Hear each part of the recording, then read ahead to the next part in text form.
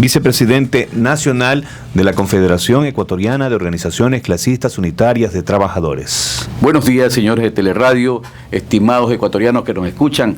Aquí estamos a su orden.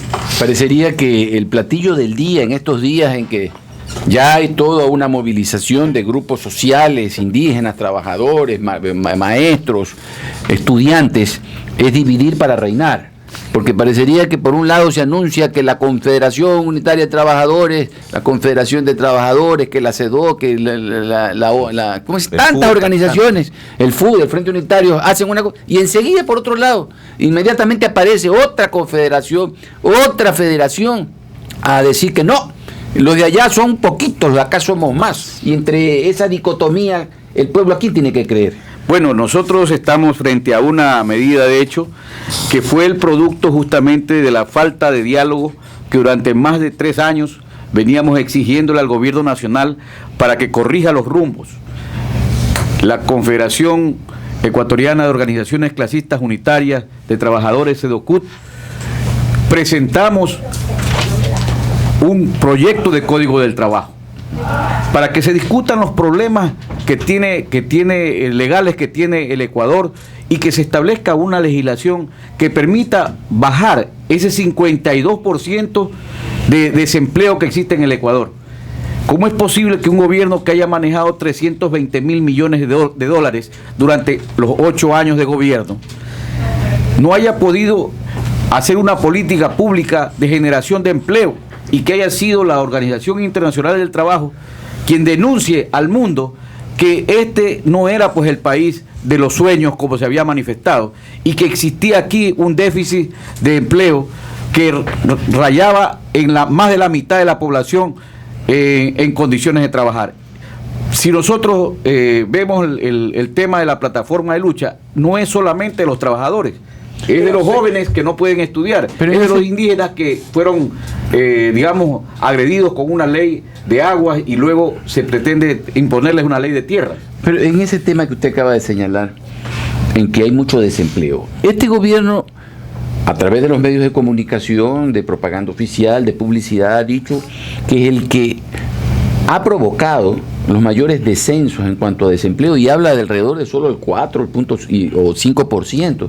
¿Por qué allí no han salido ustedes a refutar y decir que verdaderamente no hay empleo, que lo del subempleo no puede ser considerado como empleo pleno porque no tiene estabilidad, no hay las coberturas sociales, etcétera, etcétera? Porque parecería que el Ecuador casi todo el mundo trabaja, todo el mundo tiene ingresos, cuando la realidad es otra, de acuerdo a lo que usted manifiesta.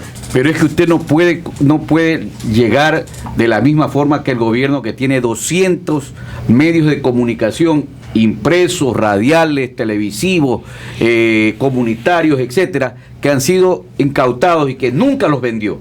No los vendió porque quería justamente tenerlos para esto, para cuando el pueblo se le termine la plata, se termine el negocio, y hoy se pretende, endeudar más al pueblo ecuatoriano. Pero lo que usted me pregunta, bueno, nosotros lo que hicimos fue denunciar al organismo internacional para que investigue el Ecuador.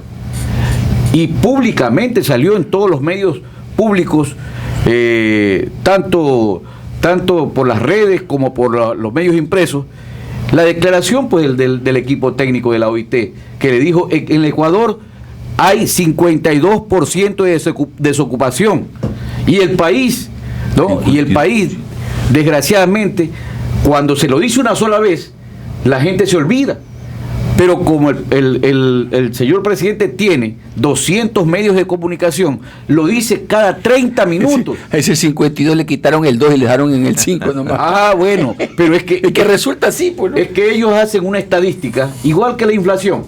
Nosotros tenemos el informe que la inflación está en 672 la canasta familiar, mientras el salario básico unificado apenas es 354. Es decir, que solamente cubre para la mitad. Y quieren una política del buen vivir. Quieren resolver el problema de la familia.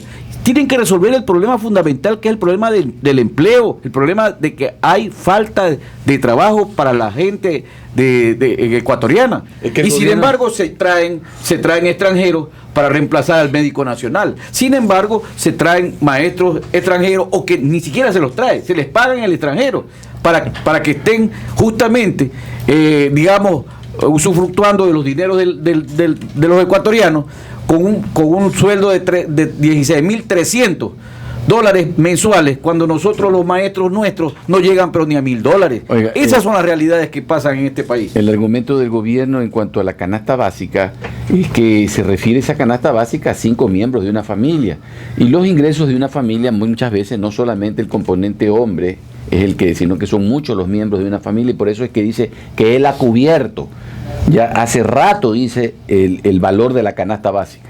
Y les pregunto, ¿y las familias donde no tiene ninguno empleo? ¿Por qué no los cuentan también en el doble? ¿Por qué hay el microtráfico en el Ecuador? ¿Por qué se han cogido toneladas, cientos de toneladas de droga en los últimos 8 años en el Ecuador? ¿Y dónde están? ¿Qué hicieron? ¿Qué pasó con eso? Quemaron. Entonces, para nosotros es realmente preocupante que las políticas públicas, después de haber tenido la mejor oportunidad de la historia, con una cantidad realmente, digamos, inusitada. ¿Y ustedes no quisieron participar en el gobierno para ayudarlos? Jamás aceptamos No, pero le propusieron en algún momento que se incorporen. Cuando se nos hizo conocer eso, a nuestro dirigente nacional, Mesías Tatamuez, manifestó lo que todo dirigente social debe hacerlo. Cuando yo termine mi mandato y sea una persona libre de responsabilidades sociales, entonces me buscan. Porque pero hubieron algunos dirigentes que se fueron a Cuba, otros que se fueron embajadores de Centroamérica, otros están en Europa, pero ellos utilizan este puesto de dirigencia, porque nosotros le hemos dicho al presidente, para beneficiarse ellos. Nosotros estamos haciendo para lo que nos eligieron. Usted tiene que hacer para lo que lo eligió el pueblo ecuatoriano. A nosotros nos eligieron para defender a la clase trabajadora, para defender a los campesinos y al pueblo ecuatoriano. Tuvieron tentaciones entonces. Pero nosotros y todos, pues, porque este gobierno, si hay algo que ha hecho, es justamente ofrecer a los sectores más o menos de poder, o a la gente de opinión. Y ustedes conocen lo que pasó con la ley de comunicación, a cuántos comunicadores no tergiversaron y no le torcieron la conciencia, pero a otros los persiguieron, a otros los fulminaron. En un país donde no se respeta la diversidad de pensamiento, donde se ha llegado al extremo de haber judicializado los problemas sociales, realmente, créanlo que es una situación que nosotros ya no lo podíamos soportar. Y como usted ve, después de que se ha levantado la marcha hacia Quito, y el día lunes que comienza el levantamiento indígena, que se une con el 13, el paro nacional, ¿cómo han comenzado a salir los que antes no hablaban? Miren los señores del CES. Los señores del CES ahora lo acusan pues al señor Ramírez de haber involucrado a las universidades ecuatorianas en la política. Lo acusan de que esa evaluación es discriminatoria para los jóvenes ecuatorianos. No nosotros, la oposición, como dice el gobierno. Son de las organizaciones de ellos. Oye, y salió Vargas y salió Yuco, un poco de gente que estaba ya en la prehistoria. Pero es que Vargas y Yuco han sido, como usted conoce, el señor Yuco fue apoderado del señor Aspiazu. O sea, un dirigente que se presta para ese tipo de venta de conciencia, pues eso, el campesinado. Mire, el indígena no es tonto. El indígena va atrás de lo que le conviene. A ellos les conviene que no se apruebe la ley de tierras, que se deroguen las disposiciones que afectan al sector agrícola, campesino, indígena, la ley de aguas, porque ellos quieren que se respete su educación digamos, étnica, como es el asunto de la plurinacionalidad y la cuestión cultural. Para nosotros estamos exigiendo que se archiven esas enmiendas. Y no estamos solamente pensando en los trabajadores, no solamente estamos pensando en que las organizaciones a través de estas enmiendas quedarían prácticamente disueltas, porque la mayor parte de las organizaciones son del sector público. Nosotros como CEDOCUT no tenemos ese problema, porque nuestras organizaciones, la mayoría son del sector industrial. Sin embargo, de eso comprendemos que en un país donde no se ha desarrollado la economía a través de la industria, a través de la inversión privada, lo que más tenemos en este momento son servidores y trabajadores públicos que tienen derecho a mantenerse en el Código del Trabajo por ser un código protector y que se lo quiere mediante estas reformas mal llamadas enmiendas, se los quiere sacar de la protección del Código del Trabajo. Pero más importante que esto todavía decimos que nosotros esta acción lo hacemos para que se archiven esas enmiendas porque creemos que se afecta a la democracia, porque se afecta a la Contraloría, no pasa porque nada. se afecta a las Fuerzas Armadas. ¿Y si no se retira nada? Bueno, nosotros lo hemos dicho. El día 13 define el gobierno qué es lo que va a pasar en el Ecuador. No nosotros, porque le hemos dicho, esto es lo que el pueblo quiere. Y como el gobierno, digamos, decida finalmente no hacerle caso al gobierno y siga haciendo, acciones tratando de ocultar la situación real que pasa en el país, con concentraciones, con movilizaciones que nos reciben en cada paso donde va la marcha nacional, le vamos a decir que cuando el pueblo decide, lo hará de manera frontal y como cívicamente le corresponde a un pueblo. Ahí está el referéndum.